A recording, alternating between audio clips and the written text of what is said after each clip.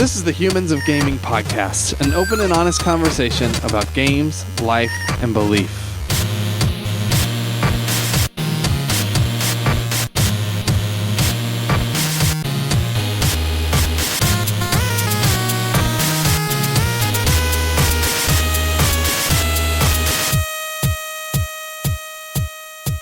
Hey everybody, welcome to Humans of Gaming. My name is Chris and I am one of the hosts and the chief executive nerd for Love Thy Nerd. And Drew is actually ditching this episode, so shame on him. Send him all kinds of hate mail, please. But in his stead, we have our very own Madeline Turnipseed. And Madeline is our assignments editor and just general awesome person that helps us out with all kinds of website stuff. So say hi, Mads. Hi. Thank you for letting me come on. I appreciate it. Totally. I'm pretty psyched. I think you're way more thoughtful than me, so I think you're going to ask good questions. No pressure. Remains to be seen.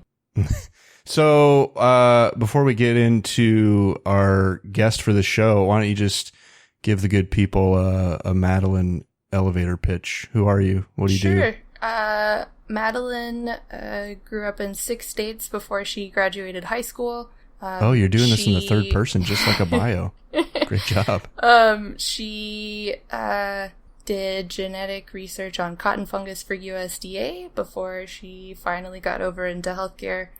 Was an EMT and is now a nurse. And I do that so I can eat and do this in my spare time. Yeah. And what are the things you do for LTN, for us? For Love Thy Nerd, my assignments editor title is mostly because I try and get people to write about all different kinds of things.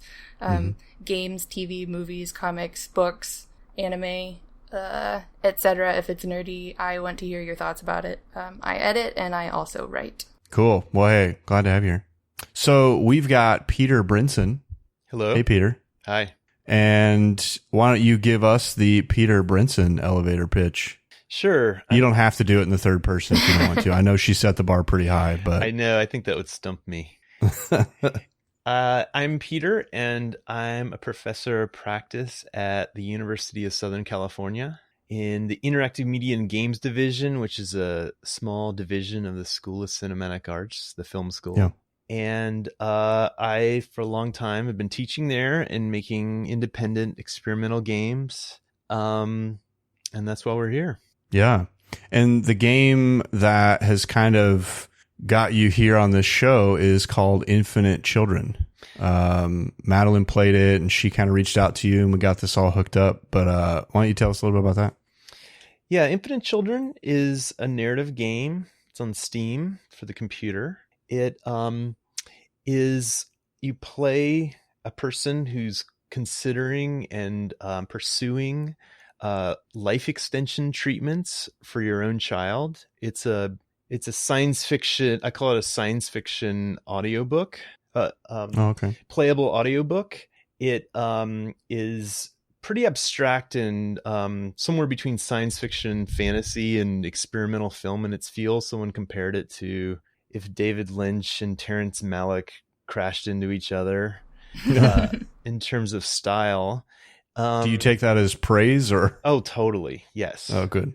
And you get these voice messages from long dead relatives in the past, and as well as voice messages from relatives that are yet to be born from the future, trying to shape what you do.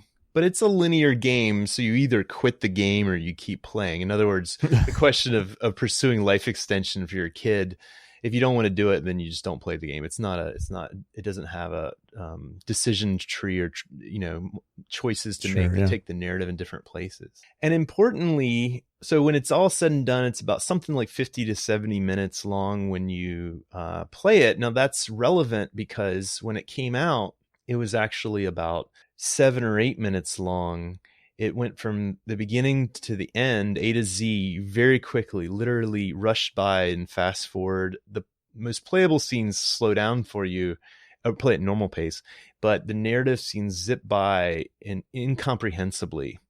And every time someone gets a Steam achievement, the game slows down a tiny bit for everyone in the world permanently. And it took a number of weeks to reach up to 20,000 achievements. And this is explained at the beginning, that when the world acquires 20,000 achievements, it was properly unlocked, extended is the word, into its comparatively comprehensible version. And then I let it sit that way for about a month. And I just out of nowhere decided to start what I called the regression, which is then now a new 50 achievements. So prior there were 50 achievements for each individual.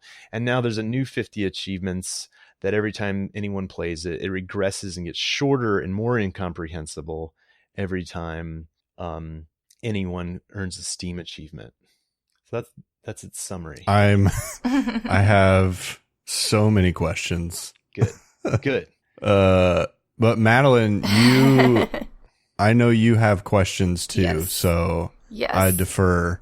So, in particular with regard to the format, I know you've done a couple of other games that changed length or to change some aspect of them every time that a player played.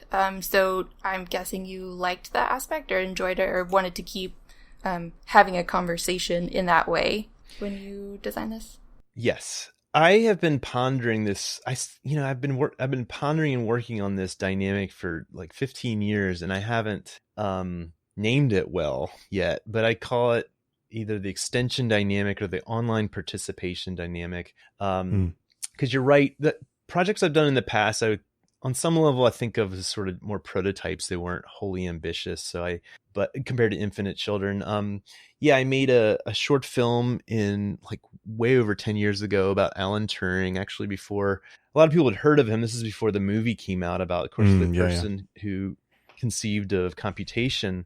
It when it was released online, and this was also before YouTube was out, believe that or not. I think YouTube existed. I Googled YouTube for this reason because I said this, and I found that I think it existed, but I don't think any of us ever heard of it when I did. Oh, totally, yeah. In 2006, where the film, when it came out, this is going to sound a little familiar if you're listening, which is it was about 2.5 seconds long because it zipped by from beginning to end 100 times too fast. And every time anyone watched it, it would slow down a time. A person would gain a frame. So in this kind of video, there are 30 frames a second. And so if you roughly do the math, every time you gain a frame at 5,000 views, it would then be it's fully proper 2.5 minutes. Actually, 5,000 frames is about 2.5 minutes long. And so, the audio would begin normally and play normally and just get cut off when the film was too short. The image would zip by in fast forward. And so what happened is it's this conceit that you can't know his story, particularly why he died and what he went through the end of his life, until everyone else is also interested in learning his story. So it's a play on that. Back then, I didn't feel like he was nearly well known enough, nearly popular enough compared to what he had done. As I was seeing computation and computers explode. Obviously, by 2006, we all had agreed they were a big deal. And so that was an experiment with that. And then I made a game after that, this sort of small game called Meanwhile, which is a little more complicated, but basically anytime someone succeeds, anytime someone beats a level, a particular quality like jumping, running, or a cooldown effect gets augmented. And so you play the single player platformer game, but the specs you have, running, jumping, cooldown, are an affect of a collective participation on this single player game. So I do call it a massively single player game. And so I worked on Infinite Children for a while, and what most of the work on Infant Children was getting it so people could, if they were really paying attention, take in the story in a normal way. Like after they would play it, I'd ask them, so what's the plot? And, early on they would say, I don't know. And I'd work on it for months and years until they finally gave me a summary that I was happy with. And then of course I do a ridiculous thing, which is then I made it so that it was incomprehensible when it came out. And you have to get everyone else to play it to make it potentially comprehensible. But then I think when Madeline played it, since it's regressing now, it's going to be tough on her. So I actually played it initially twice when you sent us the keys. Okay. So it was, I think, still in the beta, or before, that was when it was giving us like a random length. Oh, good. So it was actually Before about an release. hour. And So you then- played it before it was released. Yes. And then I had family emergency, so I had to put that on Good. hold. I apologize. Yeah. And then I played it in its so I played it twice. Then I played it in its regressing form, which is currently on Steam. And then I went to Itch and got. Yep. Is that the fully extended? That's version right. on Itch? Yep. And it wasn't until then that I felt like I had a good enough grasp on the story. Well, I bet Which you, you can tell I me bet you, if I I'm bet you played anywhere it more than close or anyone not. else in the world at this point. Well, maybe not, but Yeah. you never know. Maybe there's a Yeah. Guinness World Record for that, Oh boy. or you could make one.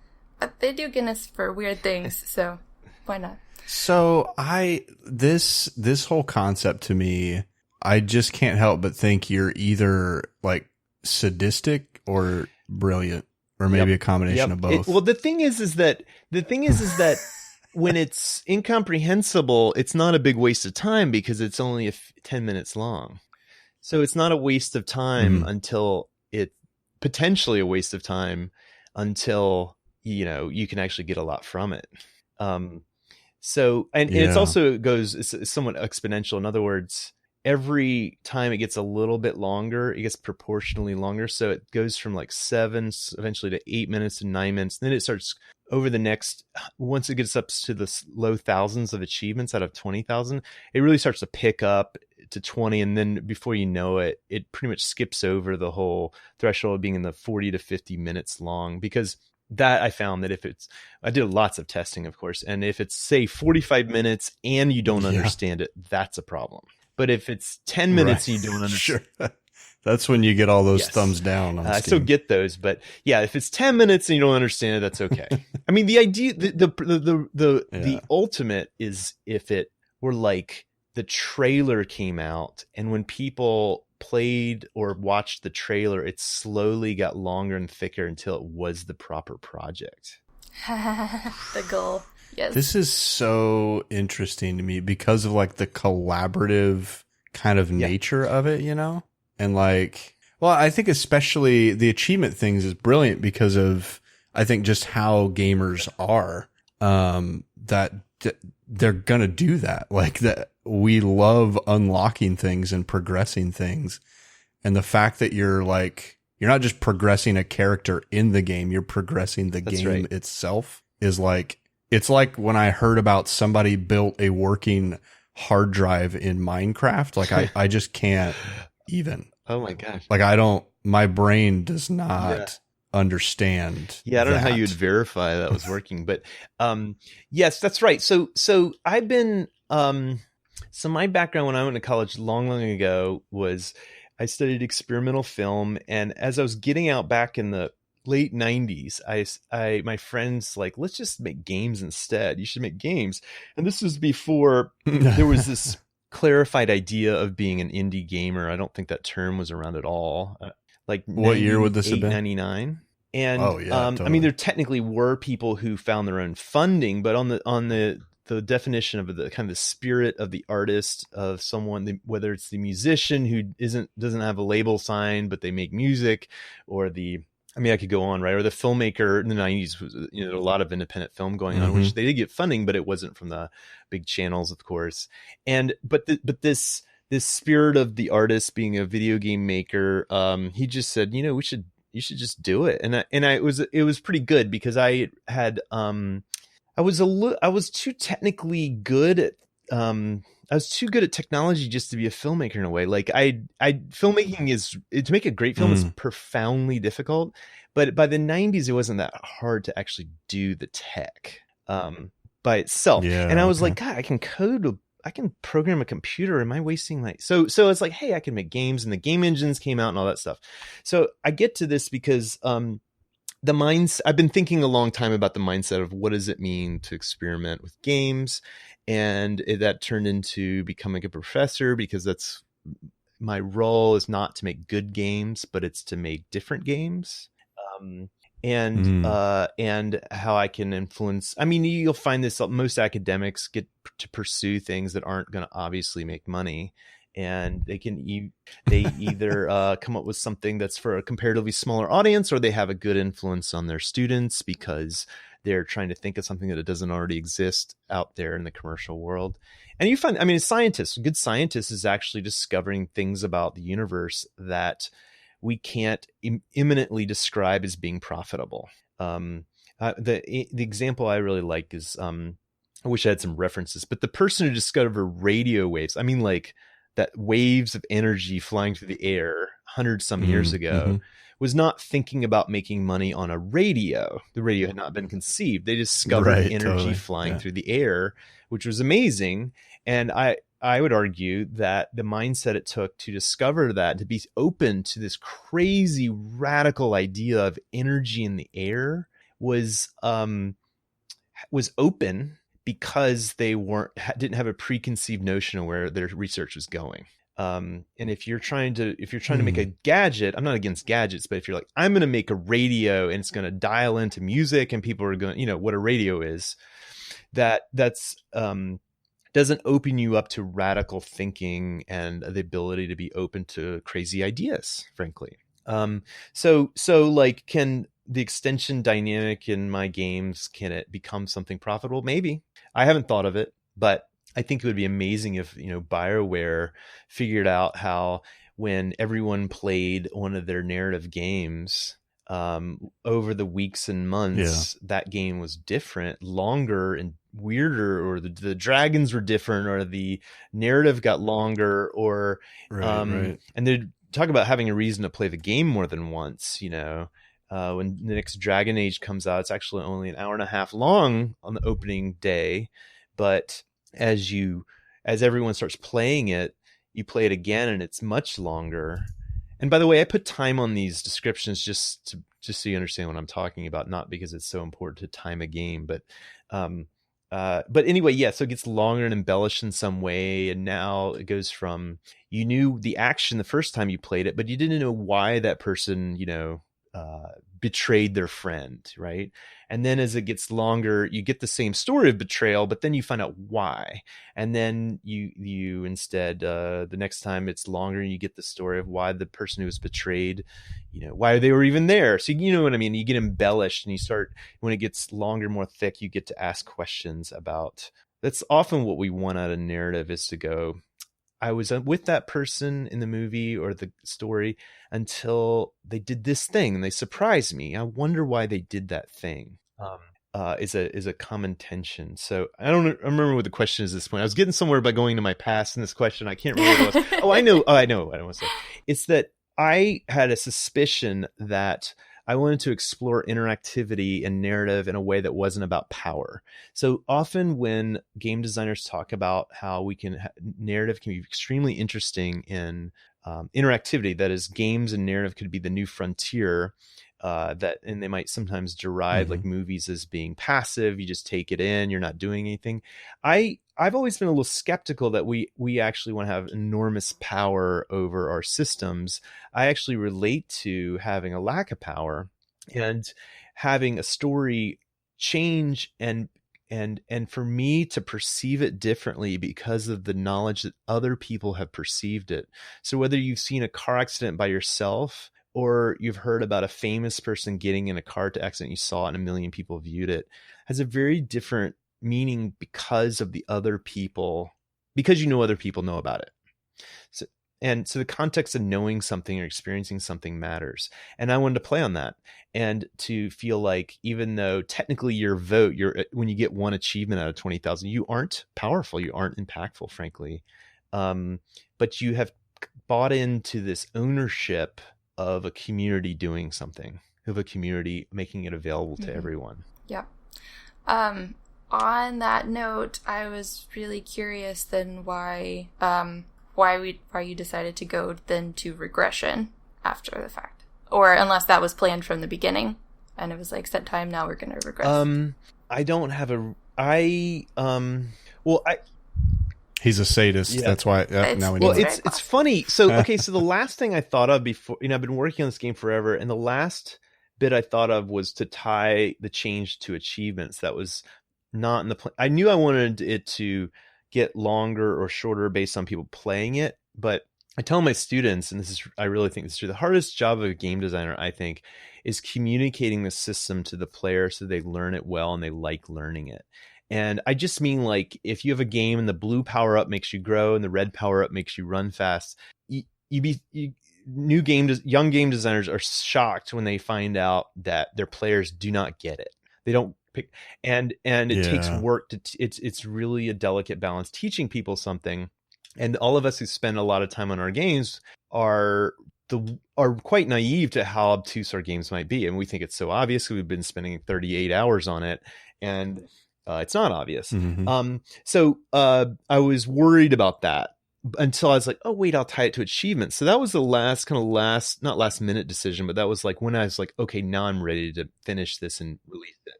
Yeah, but what I didn't know is that about achievement hunters and the people who are narrowly interested in just getting achievements and getting them all in a game, and they are my friends and I'm also kind of scared of them because they have clearly been the big thrust of it getting to 20,000 achievements in a matter of weeks.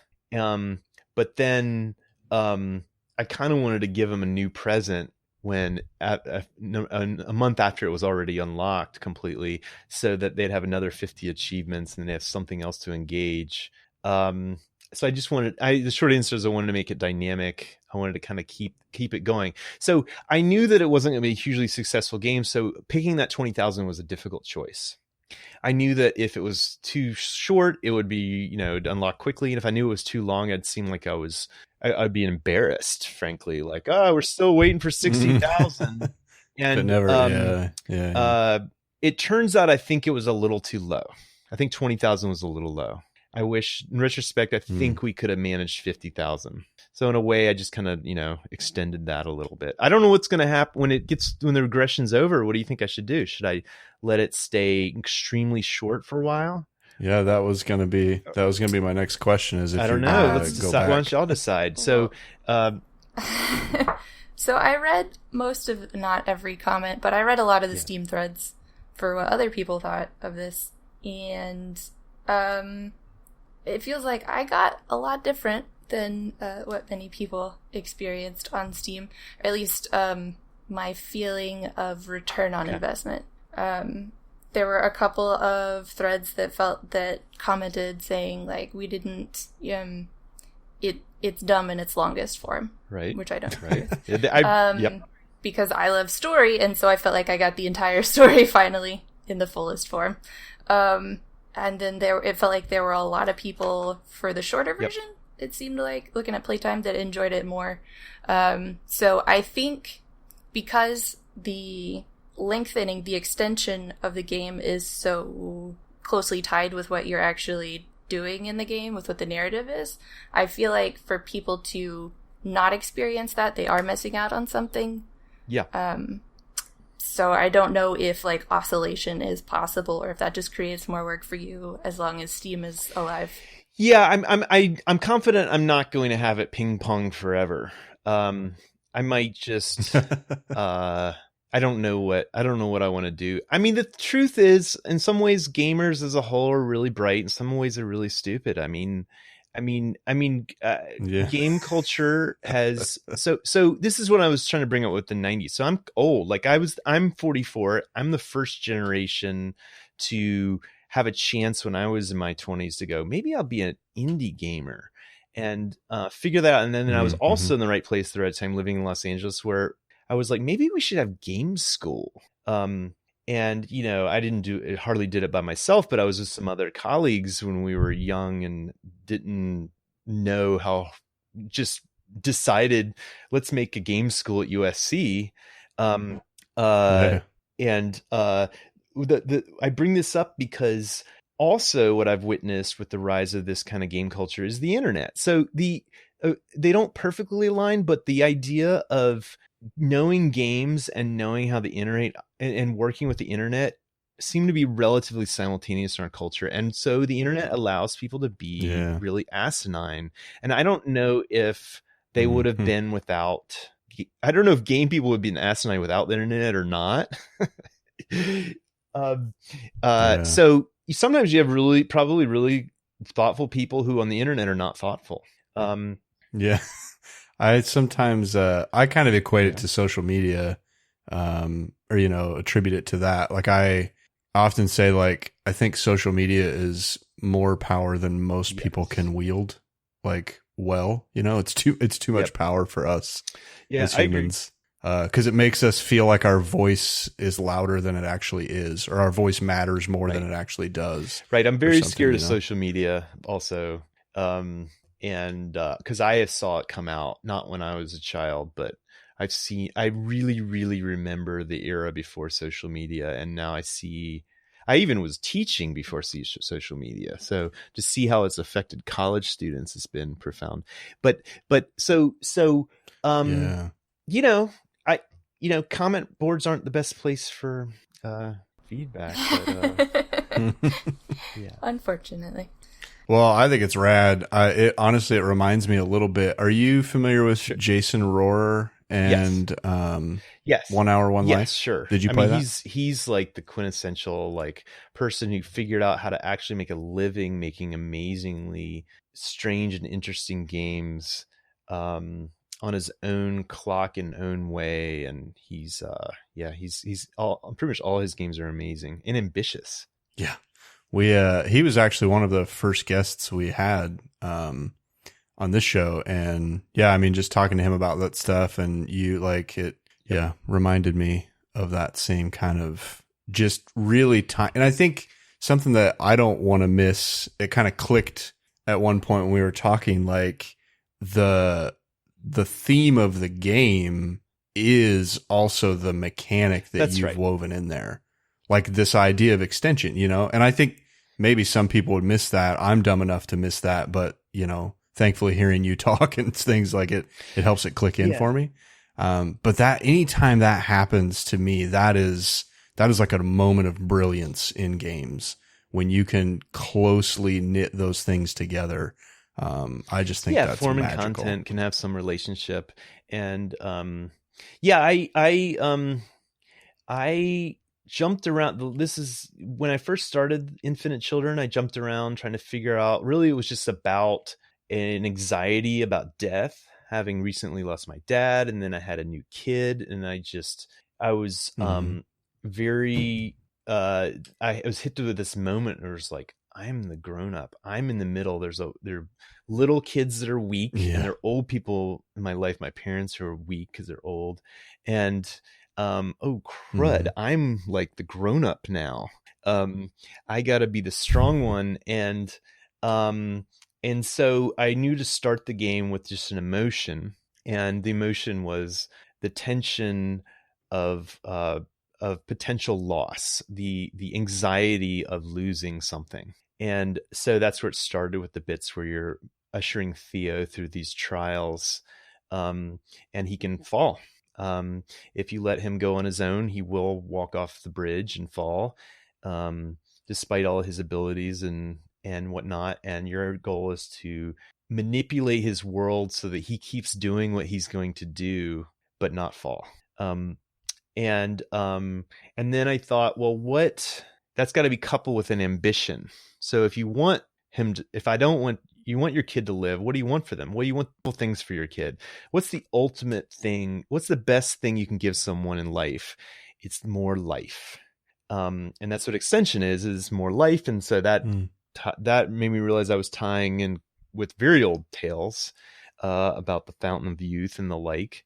And so I researched life. This is actually a thing that scientists are working on it. There's some kooks out there talking about it, but then there's legitimate people who are working on it. And the science of it is that it may be in the coming decades, we take a pill every day, because that's how medicine has been for the past 60 years, is you don't get cured. You take a pill every day, and you will age more slowly. And that means that and the reason that's the ultimate in medicine is because people who get cancer and diabetes and strokes on average are old. Of course, there's other examples. There's examples of young people having these ailments, but you know what I mean? Even balding and wrinkles and, sure. all the money people put into, that kind of thing. They're all underneath age. Arthritis. Thank you. That's a good one. And if that can be curbed, that would be an ultimate medicine. And I knew also that in science fiction, what science fiction usually does is try to freak you out. The androids are coming, some of my favorite movies, like The Terminator, is about how we shouldn't have done it. We shouldn't have invented the computer. So I wanted to try not to make it, I knew I wasn't going to make it a positive story, but I didn't think I wanted to try not to make it just so clearly, like the future is going to be dystopia and so on. And so I became interested in life extension and as a topic, and that helped me glom on to having it be about something other than my own feelings. And it helped me ground and incredibly. And then I was like, wait a second, I've been working on this dynamic where things get longer. I've been working on it for 10 years. I could just say call it extension instead. Next thing I know, life extension and the thing I've been working on are connected. Man, I love that. I want to turn the corner a bit and kind of get to just know you and hear maybe how like some of these fascinations or passions sort of started to develop for you. So yeah, like where'd you grow up? Did you grow up like here in California or somewhere else? I was born in Greenville, North Carolina. Whoa. Yeah. My dad was a professor at East Carolina, and that is it's kind of like a Cal State school in terms of size and role for the state. Like has research, but it's not the top, known as the most famous school in the state. And he was from the early era of that school where it turned into a research university. And he was a wetlands ecologist. And so the story, and my mom was a high school teacher. But that I'm describing how we ended up in Greenville, North Carolina. They were from the north, and so basically it is a college town. It was kind of getting going as a college town back in the day. And I was a kind of nerdy kid way before nerd had any positive connotation. I know, it's kind of cool to be a nerd. Now it's like nowadays. Nerd means you've got like, a partner, and it's the opposite of what it used to mean. I mean, now it means you're like choosing between partners and you got stocks in the bank or whatever people have. So Not me. No, not me. And so I was always into movies and TV and games. And, my era was my dad had an Apple II Plus, and then I got a Nintendo a few years after that when it came out. And, I was going to be a engineer, scientist of some sort. Not surprisingly, both my parents are scientists.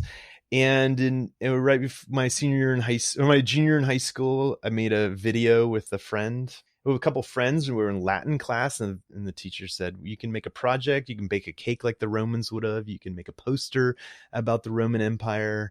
And my friend was like, can we make a movie? And so we made this ridiculous film, and I just caught the bug of making something creative. Do you still have that video? No, I bet you I think one of my friends has the tape still. I think I still have the tape, but I think it would be static by now. I think it actually doesn't hold. It doesn't hold because this is 20 some years ago. This is going to be 30 before you know it. And so, I don't think I want to see it also. You're hoping it's static. And I just loved the combination of being creative and being technical, where I borrowed my neighbor's VCR and connected the two of them with RCA cables so I could play one tape, source into the other, and unpause the record and edit it. And then I hooked up my Super Nintendo and ran it through 2 stereos so I could have 3 channels of audio. The Super Nintendo Super R-Type had a sound effects menu. So I'd run that for the gunshots of the silly movie we made, plus music, plus the actual soundtrack. Anyway, so I got into that. And then you were a nerd for sure. And it was in college. I studied film at the University of North Carolina, and then I knew I wanted to move straight out to California. So I got into California Institute of the Arts for for grad school. Mm-hmm. And that's where I met people who were like, yeah, kind of figuring out how technology and creativity could be, that technology was more than just tools to make a film. And my friend Ito, who's been a professor at UCLA actually for years, was the one who just said, yeah, let's just make some games that are weird. And so I was like, the rest is exactly. history. So I've been in California half my life. Yeah. Backing up a little bit. I'm interested, with both your parents, you said both your parents are scientists. You kind of got bit with this creativity bug. Was that something that you saw, like your parents were creative or, made things, did things, or is that something that you kind of just blazed a trail on your own? Yeah. Apparently my grandfather was creative. He was a sculptor and writer. I never knew him, but no, my parents, we weren't creative in that way. I mean, creative in this narrow idea of art. No. Once I discovered movies, it was pretty much, the VCR was new when I was little. And so that was a huge revolution, the ability to watch something, right? I mean, just like, I would like to see a movie that came out 4 years ago. Okay. You can do it now. Really? Being an only child, I think I just spent a lot of time thinking, doing, we didn't have anything to do back then. There was no internet. There were a few channels on TV, maybe I owned some music and that was that. And I didn't like sports. And so that was it. So you had a lot of time to sit around and think. And so, I just glommed onto it, but I didn't think of myself as a creative person at all until I was about 16 or 17. I started to go, wow, I guess I can make things. But even then I thought I was going to go to engineering school and like learn something really concrete and then like dovetail it into do both. And my senior year, I was like, oh, to heck with that. I'm gonna study movies. I'm curious too. Growing up North Carolina, like I think that's kind of Bible Belt-ish, yes. Sure, right? Yes, sure. Your parents scientists, like we obviously know the connotations or stereotypes of like, oh, scientists, they're definitely atheist. What was religion a part of growing up, or what was that like? We went to the Episcopal church in town. It was the most liberal, and it wasn't like it wasn't liberal by California standards, but it was just not a hateful. For North Carolina, to be honest, it was my interpretation as it was a loving place. It was not a hateful place. Okay. Sure. I was an acolyte even for years. Even when I got my driver's license, they would have me. What's that mean? I guess it's like a altar boy in Catholic school.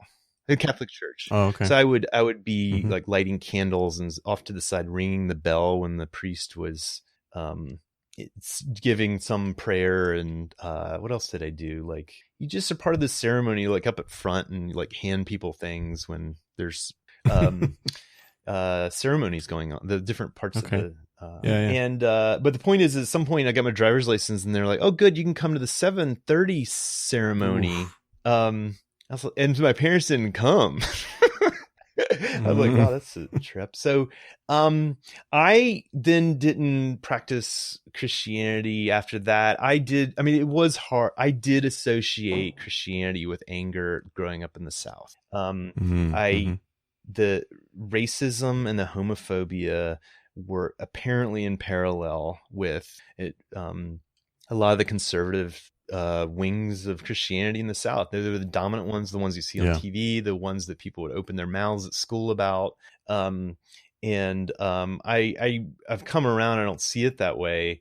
I don't have anger about it, but when I was like a kid and you guys have to understand, like most Americans had horrible thoughts about gay people. And racism was kind of sanctioned by they would like quote the Bible to defend racism, and so I had trouble with that. But skipping ahead, I mean, Infinite Children is kind of coming from a place of doubt and having no place to go when it comes to like spirituality and believing in an afterlife. Well, yeah, Madeline, she was telling me today. Or whenever that was, we talked about kind of that ending that sort of surprised her. Yeah. Throughout. Well, I guess maybe that's a spoiler, but spoilers for this game. Throughout the game, you're getting messages either from your present children from the past, or at one point you even get, well, yeah, you get messages from the past, but then you also get messages from the future, which is kind of neat. At one point, I think it is when you're working with Syra, you get a message from Mia, who was your several generations prior to you, right. Ancestor. And she's talking about the youthies, so people that have taken this life extension medication treatment, and then the agers. Agers, is that what you called them? Yes. Okay. The people who decided against it. And Mia said that basically she didn't want life extension for herself. She wasn't happy with how it had gone for her dad as far as how she felt like their relationship was. And at the very end, she says, you miss out on the best part of all. You get to go to heaven, which I was totally not expecting from this game. Yes. So Mia is in a sense the main character because she's really the only character who has any arc at all. And that just means that she has one kind of way of looking at the world earlier in the game. And then she has this more angry ending when you hear from her much later in her life. And that just came from a place where I was channeling just how I see the inexplicable connection in the United States of conservative political hatred and Christianity. I'm shocked that people who follow never heard of it who follow Jesus are so hateful. It's like, have you guys read it?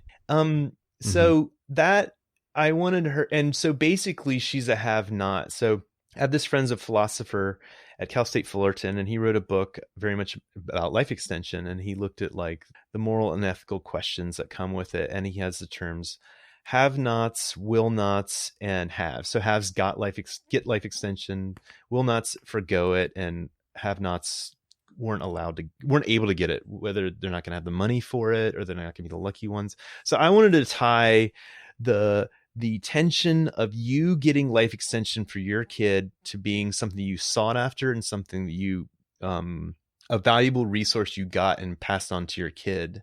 And then Mia instead doesn't take it, and she has resentment that she conflates, and with the only thing she can conflate with it, which is like, well, at least I have God and you don't. And that's just something that's what I was going to ask you. So in this, for our listeners, in this game, there are characters who have dragon faces, and then they have like pink monk robes and like fuzzy bath slippers, kind of. Yep. I love these characters, by the way. The first time I saw this trailer, I immediately got on Amazon. Sounds like a dream I had once. How can I get pink monk robes and dragon masks? The dragons in the game are basically like they're the cranky old people that they complain and like rag you about getting life extension for your kid. Yep. And so I was going to ask you if you felt like that Mia was becoming a dragon, like the longer that she went and the more that she saw the youthies and how their life was going. That's right. One thing that's not as clear in the game that I wish it were is when Theo's running through. Theo's your child, and he's the one you're giving the valuable resource to. He's battling in these very these purposely video game-esque scenes. He's battling these dragons who actually have the same head as the dragon you're describing. But what I'm saying is that it's clear that it's not nearly as obvious to players as I'd wished. But so yeah, on one hand, there's two different kinds of dragons in the game. Very classic, Lord of the Rings type little dragons that you fight with a sword. And then the ones you're describing.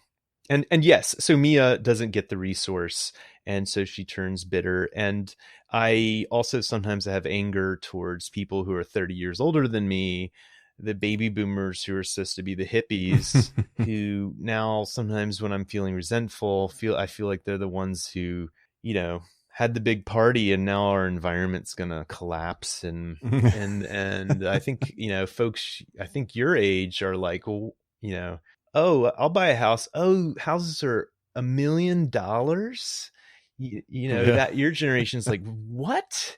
when you ask maybe your parents, how much was a house when you were my age? And it's like, it was 40,000. And so it's about this fear of what's going to happen to my kid at the same time of being resentful. Which I really loved that dichotomy. Yes. And she really loves being resentful towards old people. It's her favorite. Everybody knows Madeline. They just know that about her. Grouchy. Oh crap! I just lost it. Oh, she lost Chris, it. I'm tagging you. You go. I'll think of it. So this is like a big question, but if you just need to think about it or whatever. But I think one thing we try to drill down to is like, what is, one of the reasons we ask about religion stuff is a lot of times that's like a core value system for people and what kind of drives them to do what they do. And especially like for creators or designers, game designers, like that could be something that sort of drives them.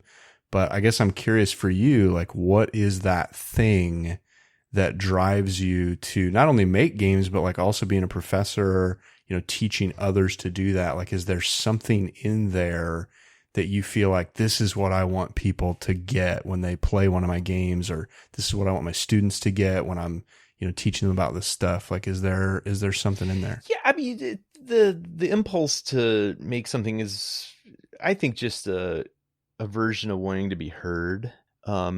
It's not so different than what we're doing right now, but, literally wanting it, wanting a friend to talk to a friend. But if I'm going to talk to thousands of people, I want to put more effort into it. I am just somehow I'm not a profound workaholic, but I'm also not the opposite. Like, I always want to work a little every day. And when I found being able to make games as something I could do and like sit down and work on my own and have control of that, I just love the daily routine of like sitting down and working on a project. Something that film didn't provide, because film was like, okay, we'll plan it. Okay, now we shoot it. It's crazy. It's insane. Okay, like now we edit. Fits and starts. Kind of and I was always envious of musicians who, in my mind, even though it's probably not this simple, they would pick up their guitar and play. They'd write a song today, or maybe it wouldn't be good, but they would do it. And so when I found the ability, when in around 2000, when the game engines came out that I could actually wrestle with, I just couldn't handle game environments before that because I'm a decent coder, but not a brilliant coder. I just like being busy. Now, the professor thing is pragmatic in the sense that on a couple levels. One is the schedule, and the lifestyle is wonderful, and so I make up my own syllabus. I don't like to be told what to do, and I had this little classroom of about 20 people, and I am organized, and I make up this little like 3-month journey we're going to go on. And I just find it fun to work with really smart people, but because they're younger than me, but they're not wise yet, so I still know you. And the other thing that's really wonderful about teaching. So when I first got out of college, I was like, okay, well, I guess I'll program web stuff and then make games at night, like the whole Hollywood story of like, I'll work on my art off, and that doesn't work. I'm just drained from whatever I was doing. But teaching is the opposite, because it's the reason it's the opposite, even if it's technically exhausting, is teaching is not about me. It's about them. So I get to geek out all day about the things I find interesting, all the things in video games that I just intuitively like, but we're not talking about me. We're not in me, and I get a break from myself, frankly. And then when I want to go on the weekend and work on one of my games, it's a sort of self-centered thing to do, to make a project on your own or on a very small group. I'm the opposite of exhausted. So teaching just provides the lifestyle and the kind of like constant newness that I love. And, my dad was a professor, so looking back, I kind of grew up on the campus in my hometown. So it's not very surprising that I feel so at ease on a campus. Any town I go to and I find out there's a college there, I just want to walk around and look at it. I feel very at home on campuses. So, the short of it is I like to make things, and I like to express myself, and I like to have a reason to research a topic like life extension or some other topic I've pursued in the past. It's interesting the thing you said about, like you get home and like making the game is this thing that's like seemingly self-centered. It's just you working on a project. But it's interesting to me that, like, you know, thinking specifically with Infinite Children, like how collaborative it is once it's out. You know, like maybe the making of it was, it's just you in a dark room, you know, typing code and stuff. That's just how I picture you.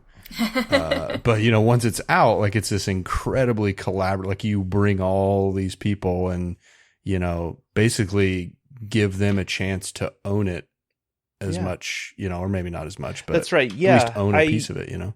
You know, I find it really familiar. Like if you read an 800-page novel, what do you do about it? You tell a friend and then someone tells you, and I bring up that example because it's hard to read an 800-page novel. And, you know, if someone's looking at you, Game of Thrones. If someone says, have you seen the Tarantino movie? And someone's like, no, I haven't caught it. Like it's a certain relationship there of like, am I part of this and not part of that? Not in a very meaningful way, but it seems like we're interested in like if other people have experienced that thing that we kind of experienced alone. A novel and a movie in a dark room being examples. I should just throw in while I'm at it that I spent just to be fair for a second. Of course, my artist Kelsey Rice did the art and Mark Garbett did the music, which I'm a big fan of the music he did. It's on Spotify and everything because we had so much fun with the music. Oh my gosh, I love it the was soundtrack. Just such a highlight. I do adore music, and being able to just work with him for months and months and months on that soundtrack and he wrote it all, but I would just push him in directions and give him constraints like a teacher does, frankly. And then there's a number of actors, some of whom are in my family. And so it was a collaborative experience, but it is true that 99% of the actual people hours on the project were me like hunched over a keyboard trying to get it to work. And yes, it's accurate. I'm picturing it now. See, you have played the game more than I have. You can get the Guinness Award. Oh yeah. Yeah. No, it's funny when you look at Steam because when you're working on the achievements, it clocks you in. So I think on Steam, it says I've played it like 2,000 hours because it's just open. I'm just working on it. Or I'll go, I'll walk away from my computer for 2 hours. It's still clocking in anyway. So yeah, it looks like it's still running. Man, that's more hours than I've played Destiny. Very good. And Chris loves Destiny. Wow. I thought of my question. Oh, go. Okay. Let's hear it. So there's a lot of suspense and anticipation and stuff, though, so this better rock our world. Okay. So the other part of like Mia becoming a dragon or a dragon person, a grouchy old person, is that the messages that you get from Theo, the later and later they are in his life, the less and less they sound like what I would identify as the human experience, like his worldview, the way he experiences life, the decisions that he makes, feel like they come more and more separate from the decisions and the worldview that someone with a limited lifespan would make. So my friend Greg Chandler wrote all those going passages. He's a screenwriter and novelist, and he did a really good job of just trying to get in the head of what it would be like to be 400 and some years old and then send a message to a parent who died when that person was like 50. So let me just say that again. Imagine when you're 50, your parent died, and then you lived another 400 years. Like, how would you remember them? What would those memories be like? And when you sent a message back to them, what would you say? Particularly because you're so much older than your parent, profoundly, in a way. Right. And so we knew we couldn't imagine it well. And he got into this space where the character lost time, I think. And the character also felt powerful. The one thing I really pushed him to do is I was like, I want the character Theo when he's really old like that, but young, of course, in body. He wants to say nice things to the parent he's sending a message back to. He wants to make them feel good. He wants to go say essentially, good job, thanks, you're a good parent. Which I think is what you would do, particularly when you then imagine your parent as this baby, only 50 years old, right? And yet he's struggling to even remember what his parent even looked like 400 years ago, or would memory be like? We don't know what it'd be like to try to remember. I remember when my great grandfather was a tiny little kid, he said, "Yeah, I learned this so and so bit of history." I was like, "What grade?" He's like, "It's fourth or fifth or sixth. I can't remember." And I was like 7. I couldn't believe he couldn't remember which grade it was. But of course, I was foolish. Of course, he couldn't remember. He was 80 something. Of course, he couldn't remember what grade he learned about the Pledge of I don't know what it was, Constitution. Who knows what he learned? But and just trying to work with that at age 400 and trying to kind of fake it. Like have a relationship, like go, hey, it's you. It's been so long. Because I did, of course, have the opposite experience, like having dreams about imagining talking to my father after he died. Of course, he had died recently when I had these dreams, and it wouldn't have been faking it at all. That fantasy which is actually amazingly realized in the movie Black Panther, of all things. Yes, I know he visits his dad in the afterlife, and it's just like, oh, I'd give anything to do that. So that was a thrust for Infinite Children, just this yearning to be between wanting to do right by your kid. And you're supposed to do not supposed to. It's instinctual to want to give your kid anything. When someone says I would die for somebody else, they don't really mean it until they have a kid. It's like, obviously I'd jump off a bridge for her.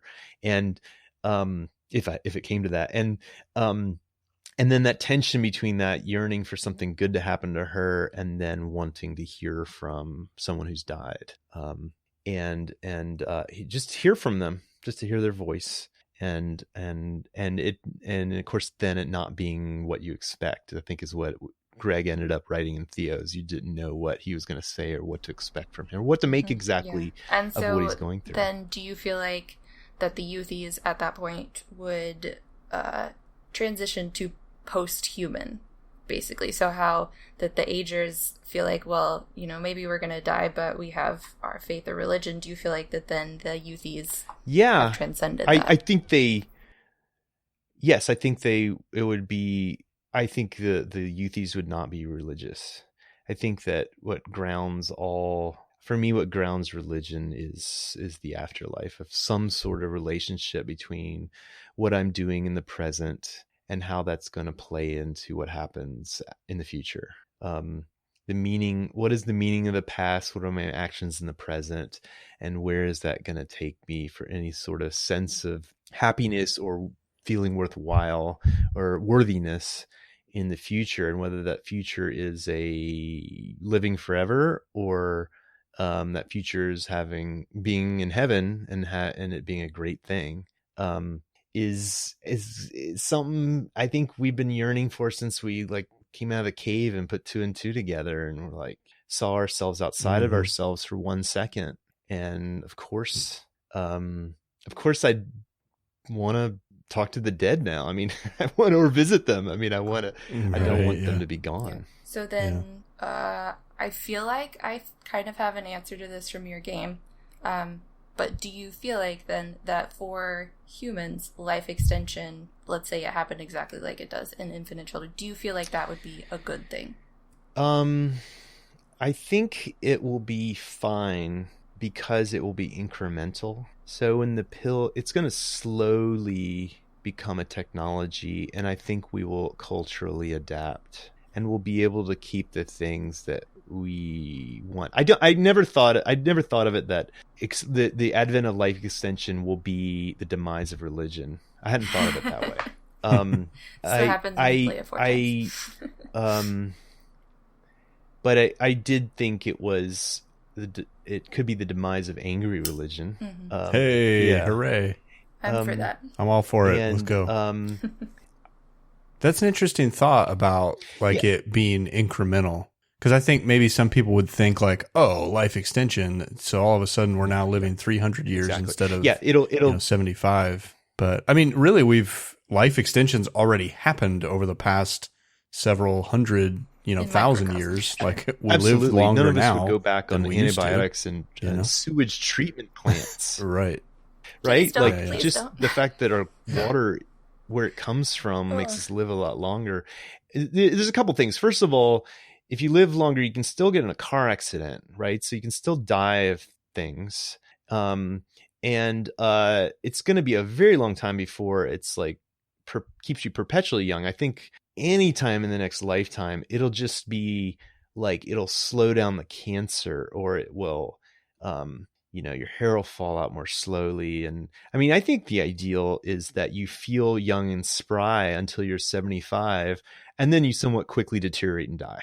I mean, because I know a lot of something none of us look forward to is spending about 30 years, not life extension, but like, a lot of old people tell me that you spend about, if you live a long life, say to 80 something, you kind of spend like 20 years in pain and right. Yeah. Going through all that. And so obviously none of us want to live to be 150 and we spend 80 of those years in pain. We want to feel still healthy and spry when we're 70, and maybe then it falls apart. Maybe the pill the pill just stops working. I don't know. I'm making this up, but I call it youth extension for that reason. And that could have youth extension could be really great. And I think that it's freakish when we first hear about it, but most things are freakish when they are new to people, and then we get used to them and we try to sort it out as a culture. Totally. There's no answer for overpopulation, though. That's a problem. That I can't figure that one out. Like if we all lived another 200 years, then we would have that'll be the next game. Right. Let's not get ahead of ourselves. No, actually, he has the next game already in the works. Yes. And it's about voting. Well, yeah, let's go ahead and wrap it up, but I do want you to have a chance to tell people about that. So how can people find you? How can they find your games? New projects that are coming out. Like, absolutely. So you Google me, Peter Brinson, Brinson. My bio used to say I'm not the dead ballet professor, but the other guy. So, there's another Chris Gwaltney out there that's a painter. And funny little story, when my wife and I started dating, I told her that it was me. And so she was super impressed at how good of a painter I was. Yeah, no kidding. But I was just trolling her. Yeah. So anyway. If you're interested, you might look up, for example, the game I made years back was The Cat and the Coup. It's recently been released on the PlayStation if people want to dig into other experimental games. Very different than Infinite Children in some ways, but it's the other one that it did, I don't know, it did well in the festival circuit, and people find it kind of interesting. It's very short. And yes, now I'm working on Early and Often, a game I'm making with a number of colleagues and students. It's a very big change for me because I'm not the creative director. I'm the organizer, but the team is really a collaborative project. It's going to be on the phone, and it's going to be, it's not going to be experimental in the way that my other projects are. It's going to be this sort of shuffleboard / cat exploring game that, players okay, that's good. an explanation I can't help I've never myself. heard before. I want to make a mainstream phone game and I can't do it. No. Yeah, I'm going to make a shuffleboard cat exploration. And you just can't, in it, you explicitly are told that you can vote on different game mechanics and game design elements, and then it shows you a countdown. So every 3 hours or 10 hours or 10 days, depending on what the detail is, the votes will be tallied and the game will change.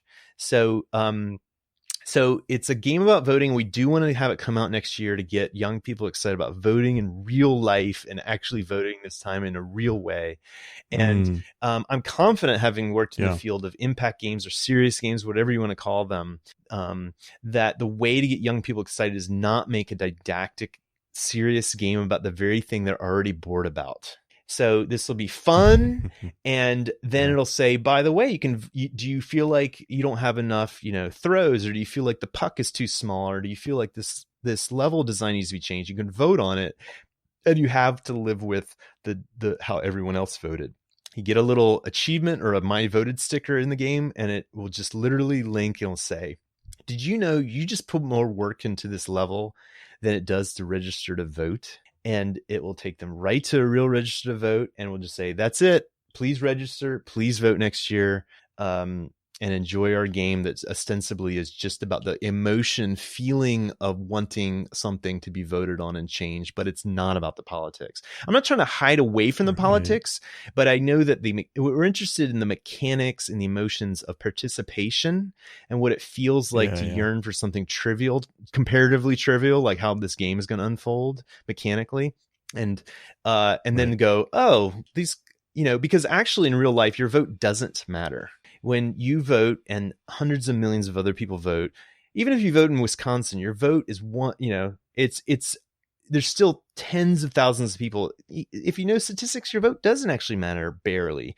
So why would you vote? Well, you'd vote to be part of this thing where you get to say, oh yeah, I did that. Yeah. Did you see the Tarantino movie? Yeah, I did. Well, did you vote? I think that's the way. I just want the youngins to vote next in 2020. Desperately, I think we're picking up this theme from you, Peter, about this collaboration, and I know what we'll see vibes. If this actually unfolds. My friend marketed the music for infant children. What I've tasked him with is it'd be amazing if the music, there's a particular song in the game, and as people play, that song shifts from like the 70s version to the contemporary version of the same song.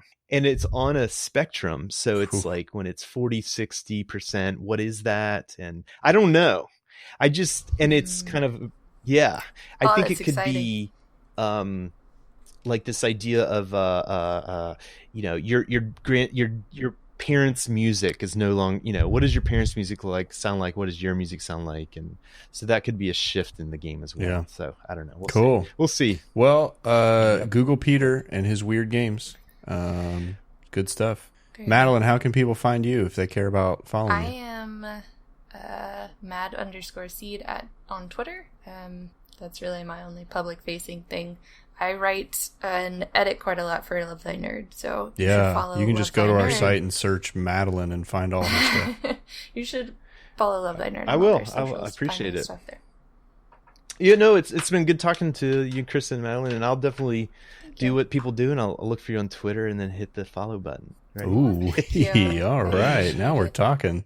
Yeah, so the rest of y'alls that are listening to this can do the same thing. Just search Love Thy Nerd pretty much anywhere, and you'll find us. Website, social media stuff. We got Facebook Live shows. We've got podcasts. I won't bore you with the details. Just search Love Thy Nerd, and you can find us. You can find me on Facebook, facebook.com/CL Gwaltney. If you don't know how to spell it, I don't know, it's probably in this podcast description or something. The show notes, yeah, you'll figure it out. You guys are smart. I know it. Hey, thanks a lot, thank you. Peter, Thanks a lot. Madeline. You killed it. Thank you so much. Yeah. Till next time, we'll see you guys.